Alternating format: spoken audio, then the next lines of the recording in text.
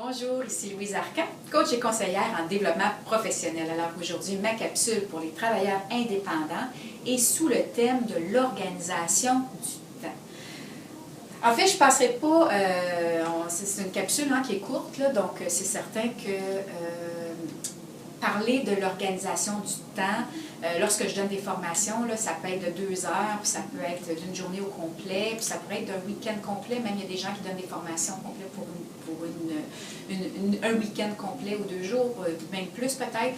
Donc, moi, je vous fais faire une petite capsule, en fait, toute simple, surtout pour vous aider lorsqu'il y a des moments où est-ce que vous avez envie de procrastiner, parce que ce que je peux réaliser souvent, c'est qu'on choisit le travail indépendant parce qu'on souhaite être complètement libre.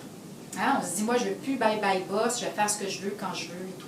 Et que ce n'est pas la réalité, malheureusement. Parce que si je me prends comme exemple, moi, j'ai choisi le type de travail que je veux faire, je choisis mon type de clientèle que je veux faire, je choisis la façon dont je veux transmettre mes compétences. Par contre, je ne suis pas complètement libre. Si je voulais un client par jour, ce serait un choix, mais en même temps, il se pourrait très bien que j'ai des problèmes, des soucis financiers. Donc, je serais libre, j'aurais tout mon temps. En même temps, il y a des revers à ça, c'est que je ne pourrais pas bien vivre de ma pratique. Donc, quand on veut vraiment mieux vivre de notre pratique, on n'a pas nécessairement le choix de mettre des choses en place pour vraiment maximiser notre temps. Puis ce qui guette beaucoup les travailleurs indépendants, souvent quand on travaille de la maison, parce que c'est souvent le cas, il y a des gens qui sont en travail coopératif dans des endroits, des espaces partagés et tout, mais lorsqu'on travaille de la maison, le problème est souvent qu'on a une cible, on a notre cible à atteindre, puis on a de la difficulté à garder le focus sur notre cible. Notre cible, ça peut être un document à remettre, ça peut être, c'est un échéancier en fait, de rencontrer plusieurs personnes, des appels à faire, peu importe. C'est quelque chose que vous vous dites, moi, cette semaine, aujourd'hui, je dois accomplir ça pour vraiment la suite de mon parcours ou parce que j'ai promis ces choses-là. Ça peut être aussi du développement d'affaires, peu importe. Donc, lorsque vous vous dites dans votre liste de priorités, vous avez telle chose à accomplir dans les jours qui viennent, lorsque quelque chose se présente de nouveau, que ce soit un nouveau projet, que ce soit quelque chose d'amusant, comme ça peut être une amie qui nous appelle pour partager un repas, un sport, aller marcher, aller au cinéma, etc. Il faut se poser la question, est-ce que cette chose-là qui s'ajoute dans mon horaire, est-ce que ça va m'éloigner de mon objectif ou bien si ça va m'en rapprocher? Si je prends par exemple l'idée de l'amie qui communique avec vous, parce que c'est quelque chose qui arrive assez souvent, cette amie-là, elle sait que vous faites un travail indépendant, que vous êtes souvent à la maison, donc cette personne-là n'a pas encore mis de mécanisme en place, d'outils en place, de stratégie pour maximiser son temps. Si bien que peut-être que le soir, elle se couche, puis elle a l'impression d'avoir été très, très, très occupée. Parce qu'elle a dérangé tous ses amis pour aller prendre des repas, aller faire du sport, etc.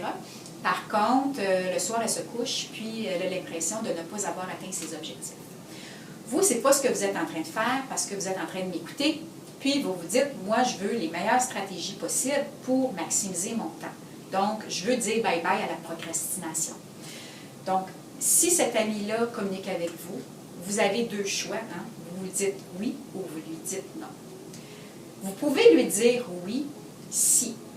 Si, par exemple, vous vous dites, moi, ça fait 8 jours que je travaille. Je dis 8 jours, là, ça peut être peu importe. Ça peut faire un mois, ça peut faire 4 jours. Ça, c'est vraiment selon vous, selon comment vous le vivez. Là. Mais si vous vous dites, moi, ça fait 8 jours que je travaille de façon continue sur ce projet-là, sur ce dossier-là. Puis, finalement, ce que je réalise, c'est que j'ai le goût de tout foutre en l'air parce que je n'ai pas le temps de voir personne, je n'ai plus de temps, je n'ai plus de vie, je suis découragée, je me sens isolée, etc., etc. Alors là, l'idée, c'est vraiment de peut-être de dire oui, parce que ça ne va pas vous éloigner de votre objectif. Au contraire, ça va vous en rapprocher. Pourquoi? Tout simplement parce que quand vous allez revenir, vous allez peut-être être encore plus efficace parce que vous allez avoir eu le temps un peu de vous libérer l'esprit avec autre chose. Quelquefois, ça fait du bien de revenir puis d'avoir un nouveau regard sur notre travail quand ça fait longtemps qu'on est vraiment de façon continue attardé sur un projet, un dossier, peu importe. C'est pas pour tout le monde, mais lorsque vous avez l'impression, lorsque vous avez un questionnement par rapport à ça, je me sens isolée, je suis découragée, il faut bouger. Donc, d'accepter le repas de cet ami-là ou l'activité, peu importe, c'est pourrait que ça vous rapproche de votre cible. Par contre, vous posez la question, est-ce que ça va m'en éloigner ou ça va m'en rapprocher? Parce qu'il se pourrait que vous ayez vraiment, vous vous dites, moi j'en peux plus, je suis fatiguée, tout ça, mais l'idée, c'est vraiment juste que vous voulez vous fuir ce dossier-là ou ce document-là ou ce projet-là que vous avez à remettre. Vous comprenez?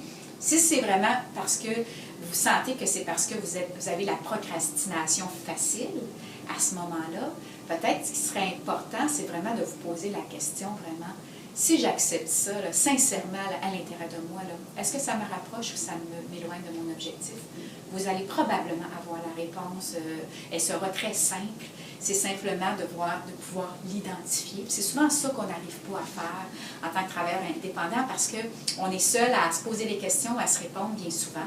Donc, vous mettez des choses comme ça en place, puis ça va vraiment vous aider à atteindre vos résultats pour être plus performant, tout en maintenant votre équilibre. Puis tout ça, ça amène des meilleurs résultats, puis ça amène aussi qu'on a plus de plaisir par la suite.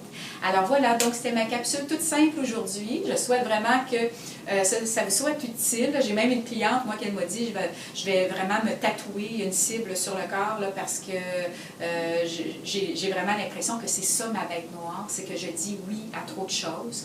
Je m'éparpille, puis je ne suis pas capable de rencontrer mes objectifs. Alors, vraiment, libre à vous de faire ce que vous voulez. Si vous voulez vous le tatouer, si vous voulez vous l'encadrer, peu importe, mais gardez-le en tête, ça va vraiment vous aider. J'en suis convaincue. Alors, à très bientôt pour une prochaine capsule. Si vous voulez me rejoindre, c'est facile. Vous pouvez aller sur espacevieemploi.com. Vous allez voir, il y a tout plein de cadeaux, il y a souvent des nouveautés sur mes produits, services, différents programmes pour le travail indépendant. Puis sinon, par les médias sociaux, surtout par Facebook ou LinkedIn, c'est facile aussi de me rejoindre. Alors, à très bientôt pour une prochaine capsule pour vous aider à atteindre vos objectifs, pour avoir plus de succès éventuellement. Au revoir, à bientôt.